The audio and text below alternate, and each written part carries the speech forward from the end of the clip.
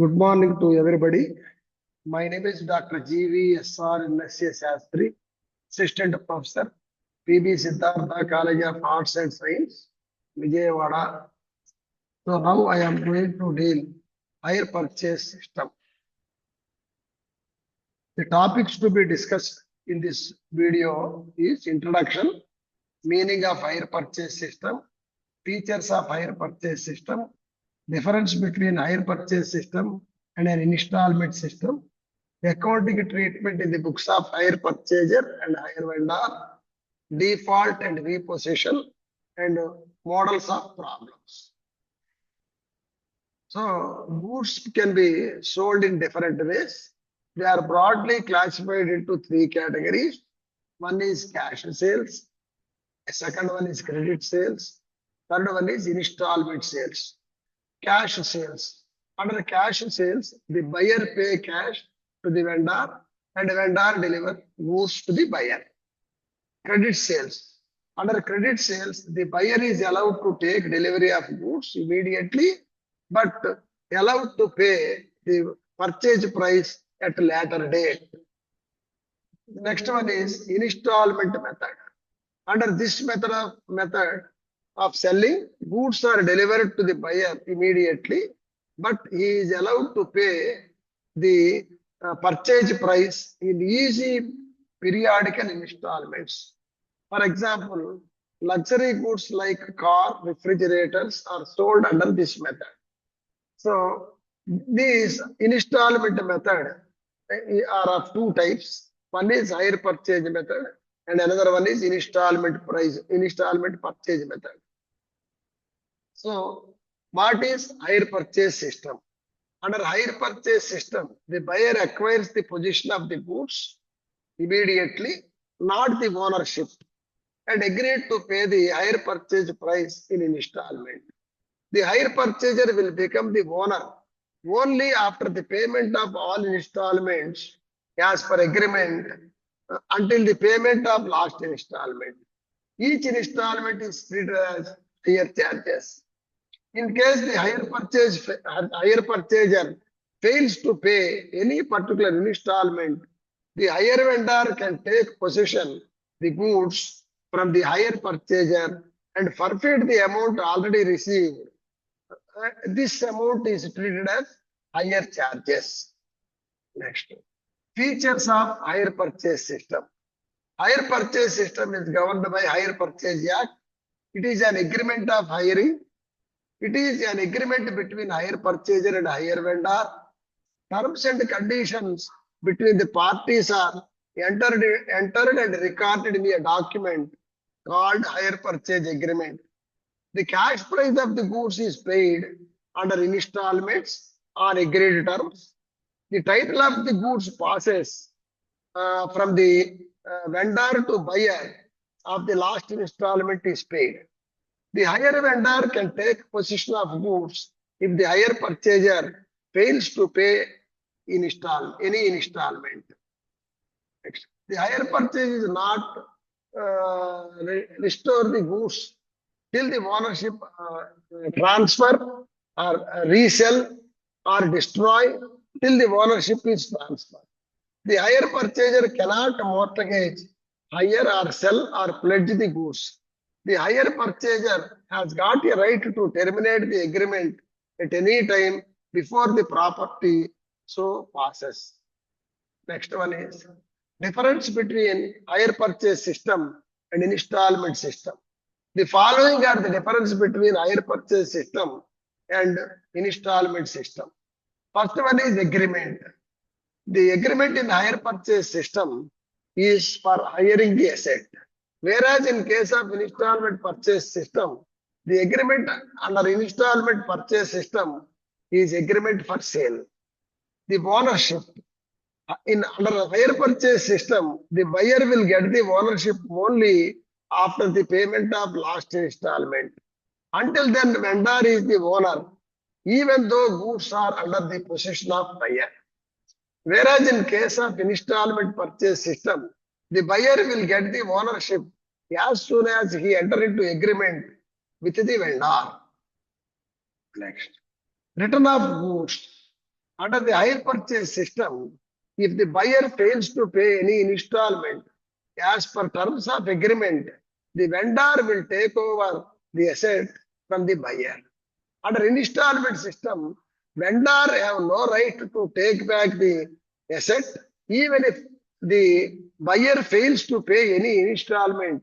The vendor has to go to court to recover the installment amount. Next, dealing with asset in hire purchase system has no right to destroy, damage, or dispose the goods because he has no right on the goods till the payment of last installment. Whereas in installment system, the buyer can deal the asset in any manner as he likes. Next, the accounting treatment for hire purchase system in the books of buyer and the vendor is as follows. There are different methods for recording the transaction of recording transactions in the buyer books and vendor books. But this is the one of the method that is treated the goods as outright property. Outright property గా treat చేస్తే sorry. Next, first one is when an asset is purchased. In case of buyer books, asset account data to hire vendor account. So in case of hire vendor, when goods are sold on hire purchase system, so the receiver is buyer. So I debit the receiver. So that's why buyer account data to sales account. Suppose any cash down payment is made by buyer, so the entry will be hire vendor account data to bank account. Whereas hire vendor receive any cash down payment, the entry will be bank account data to hire purchaser account. These two will appear at the time of entering into the agreement. So for a yearly, the following entries will come at the end of each installment. When interest due at the end of the year, interest account data to hire vendor account. So these interest may be receivable to the hire vendor. So that's why interest is credited. The entry will be hire purchaser account data to interest account. Next, when installment amount is paid, hire vendor account data to bank account. Where installment is received by vendor, the entry will be bank account data to hire purchaser account.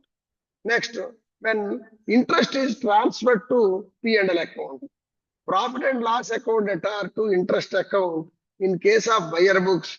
Whereas in case of vendor, it is income. So that's why this is credited in profit and loss account. So entry will be interest account data to profit and loss account.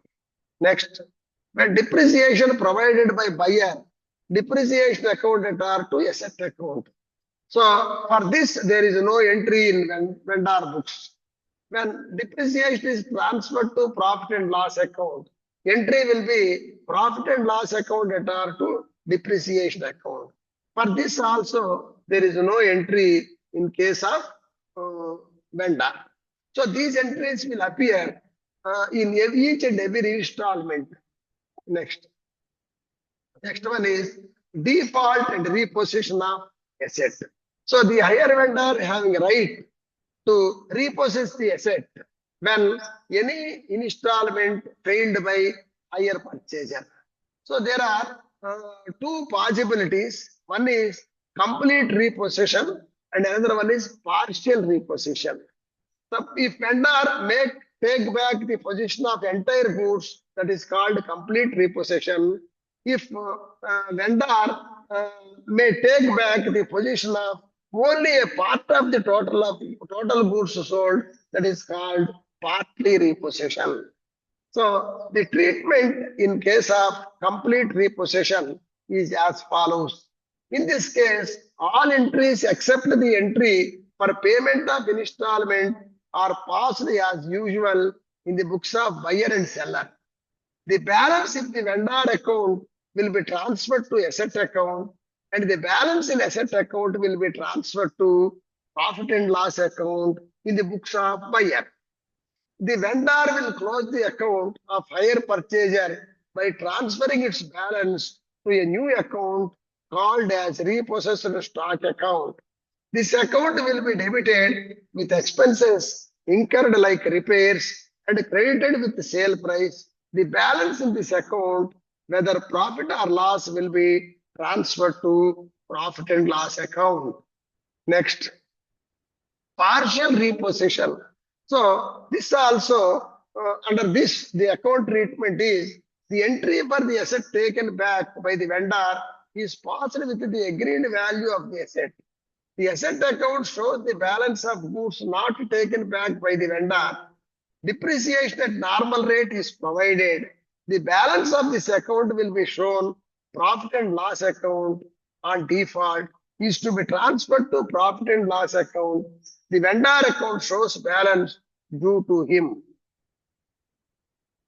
Next, the model of the problems which may examiner may ask and the models of the problems under this higher purchase according to our syllabus is first model when installment value is more than cash value, when cash value and installment value both are equal, when interest rate is not given, when cash value is not given, annuity method.